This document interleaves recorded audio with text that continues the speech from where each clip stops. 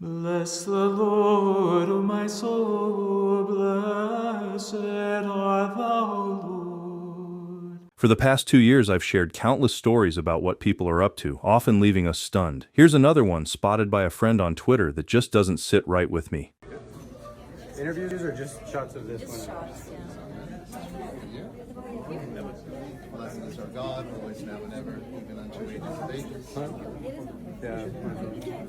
You're welcome. Apparently, the Conjuring movie franchise hired priests to bless moviegoers at the entrance of the theaters playing their new movie, The Conjuring: Last Rites. Blessed is our God, always now and ever, even unto ages of ages. Enjoy the movie. You're welcome. The South over here, you have a lot of Catholics, so. Blessed is our God, always now and ever, even unto ages of ages. Hoy nos dieron la carta de San Miguel Arcángel para que rezáramos antes de la película con agua bendita. Con agua bendita. Pero no saben que el chamuco que acaba de entrar ahorita. But think about this. Just think about this. Hollywood turned faith into a marketing gimmick. They mock the sacred, sell fear, and call it entertainment. A quick search on the internet, who's the priest in the video, turns out it's a priest from the Holy Nicolean Catholic Church, which is not in communion with Rome. It was established in 2011 as an independent tradition stemming from the old Catholic Church. And I also checked their channel, and there's something that caught my attention. You know, I've interviewed a lot of exorcists before, and I have never seen, not even once, any of the priests I've interviewed before that has a picture of the devil on the wall behind them. But if you look a little closer, you can clearly see one on the wall. I mean, just go and watch Monsignor Rossetti's monthly deliverance session and look at all the paintings behind him, and what you'll find are pictures of saints. But this one, well, this is for me a huge red flag. Fear can be an open door to the demons. So when you have tremendous fear, and it can be an access point for them. Welcome to Vestiges After Dark. Again, I am your host, Bishop Brian Willett, and I am here with my co-host, Jamie Wolf. How you doing tonight, Jamie? Hey, everybody. Or can you imagine a good priest like Father Vincent Lampert doing something like that for The Conjuring? People often will ask me, well, why would the devil manifest? Because once it manifests, then the battle against it begins. Why wouldn't the devil just remain hidden? And the answer is because the devil can't. The very thing the church is doing in the rite of exorcism is throwing into the face of the demon the aspects of the Christian faith that the demon rejected as a good angel before the fall. And so when the church is doing these things, the demons become so infuriated that they lash out. Even if they don't want to, ultimately they lash out. The blessing with holy water, reminding ourselves of our baptism into Christ, the litany of the saints, invoking our Blessed Mother and the other great saints of the church, reading from the Psalms out of the Old Testament, reading the gospel accounts of Jesus casting out demons, breathing on the face of the person, invoking the Holy Spirit, recalling when Jesus breathed on his disciples and said, "Receive the Holy Spirit." The demons reach the point where they're so infuriated that they have to manifest. And when they do, they show their true character, which is always animalistic in nature. You know, we read from the book of Genesis, on the sixth day of creation, God created animals and he created humans. And what separates humans from animals? We can choose to live for the seventh day, the final day of creation, the day set aside to honor and glorify God. So when we honor and glorify God, we're truly being human in the full sense of the word. But when we reject God, which the demons have done, we're no different from the animals. And I think that's why when demons manifest, we see that animalistic character of them growling and snarling, because they recognize that we as humans are still capable of that which they have rejected, namely to be with God for all eternity. God created the angels, gave them incredible knowledge, and then God said, with the knowledge I have given you, will you turn to me or turn away? And Lucifer and 1/3 of the angels turned away. And in the Christian life, we are posed with the same question, to turn to God or to turn away.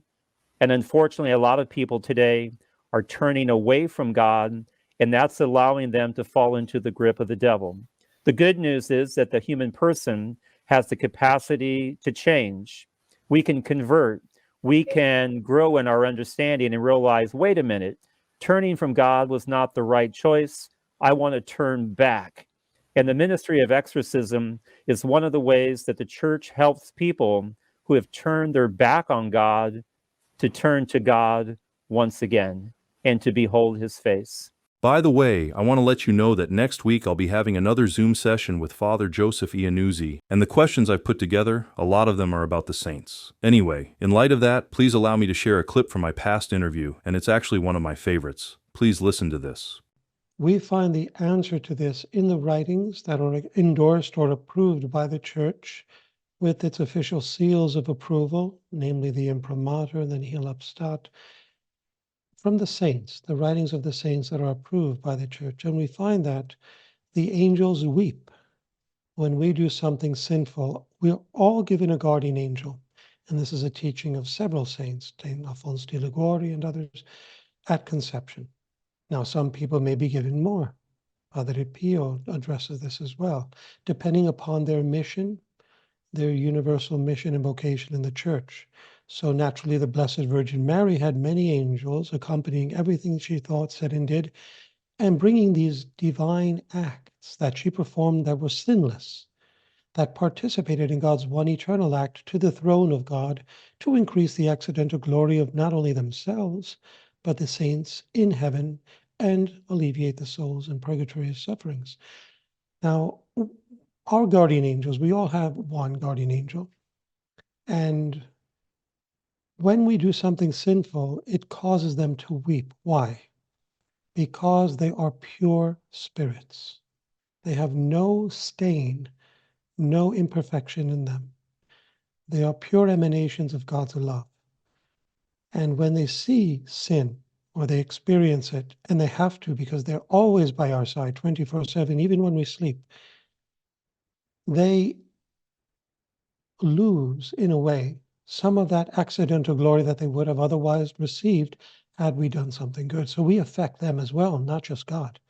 So they weep not only for God's sufferings on account of sin, but because of their own opportunities lost to grow in the glory of God through our good acts on earth, which are replaced by sinful acts.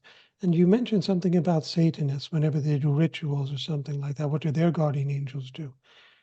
Yeah, this is really a travesty, because some of these souls may be lost for all eternity, and their guardian angels will carry that with them for all eternity. That is the loss of the soul to whom they were entrusted. But the guardian angels are not blamed by God if a soul should not follow the will of God or lose its own immortal soul to Satan, because they are commissioned to do exactly what God asks of them, and that is to light, to govern, to guide, to protect. And the letter to the Hebrews speaks of the angels and says that we don't serve them, they serve us. Now, why is that? It's because, and this has to do with why Lucifer rebelled against God in heaven, because Jesus, according to the teachings of Saint Polycarp, who was a disciple of Saint John the Evangelist, and the disciple of Polycarp was Saint Irenaeus, according to Polycarp, Saint John the Evangelist taught that God revealed to Lucifer before he became evil or rebelled against God, that the second person of the Trinity would assume a human and not an angelic nature. And Satan did not want to serve a rational being that was inferior to him intellectually, which we are. So he said, I will not serve this plan. And Lucifer did not enjoy the beatific vision.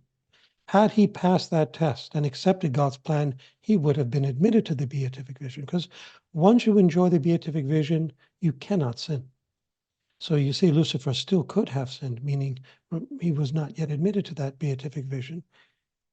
And therefore, the letter to the Hebrews, when he states that we serve, I'm paraphrasing, we serve God and the angels serve us, it's because, in part, of what St. Paul says, that in the end we will judge angels. So even though the angels surpass us intellectually, rationally, because of the incarnation of Christ into human nature, we surpass them in nobility. And therefore our guardian angels will always carry that loss of a soul if it goes to hell through unrepentant satanic rituals. And but remember, even though it carries that loss, there's a certain joy in the fact that God's justice is impeccable. So if a soul is lost, it's not the fault of the angel, it's not the fault of God, it's the fault of that soul. And God's justice is glorified in heaven as much as his mercy. So they don't, let's say, they don't live in a state of sorrow in heaven, the guardian angels. They rejoice in the justice of God as well. I've shared this reflection by St. Hannibal yesterday on our other channel, Everything Catholic, and I really love it. It gives me a lot to think about, so I want to also share with you this reflection here. Listen to this. Reflections and Practices by St. Hannibal y Francia. Jesus forgives the good thief with so much love as to bring him immediately to paradise with himself. Do we always pray for the souls of the many who are dying and who are in need of a prayer, so that they may not fall into hell but be saved? The pains of Jesus on the cross increase, but forgetting himself, he always prays for us. He leaves nothing for himself, but gives everything to us, even his most blessed mother, offering her to us as the dearest gift from his heart. And do we give everything to Jesus? In all that we do, whether it is prayers, actions, or other things, do we always have the intention of absorbing more love of Jesus within ourselves, so as to give everything back to him? We must absorb Jesus' love in order to give it to others, so that everything we do may carry the seal of Jesus' works. When the Lord gives us fervor, light, and love, do we use them for the good of others? Do we try to enclose souls in this light and in this fervor so as to move the heart of Jesus to convert them? Or do we selfishly keep his graces for ourselves alone? Oh, my Jesus, may every little spark of love that I feel in my heart become a fire which may consume the hearts of all men and enclose them in your heart.